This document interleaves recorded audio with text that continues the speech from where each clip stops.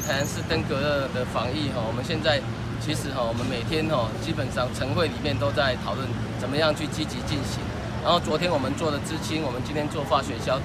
那我们今天呢，大概动员了143个人，然后呢，我们使用了35支喷枪。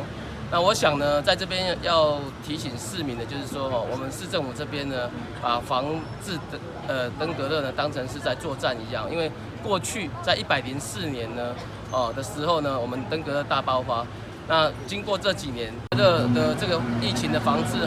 过去呢这4年来，因为我们在105年呢有10例，我们106年0例，107年1例，所以呢看起来呢这个疫情呢基本上是没有什么样的一个爆发，但是今年呢比较严峻，我们在这一阵子呢下大雨之后呢，我们呢整个市政府都动员起来，在做积极的防疫，希望透过旅行业者呢的竞赛，然后透过呢他们去到东南亚呢的这样的一个过程里面呢，让境外的这个案例进来呢能够减少。那我想呢这个部分呢，我们过去这1个月来呢，其实呢我们在境外案例比较多，我们本土案例比较少，所以呢我们也要在境外阻绝这个部分呢，我们市政府做积极的规划。最后一个部分呢，我们市政府呢在民众的防疫职能上面呢，我们做的非常的这样的一个多的宣导，我们希望能够透过提升民众的防疫职能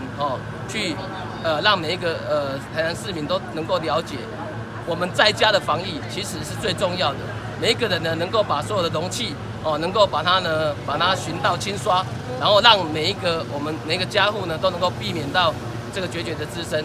这个室内的部分，我们需要我们每一个市民呢来共同努力。那室外的部分呢，我们市政府除了我们这个卫生局、环保局之外呢，我们基本上呢整个市政府都会动员，然后呢来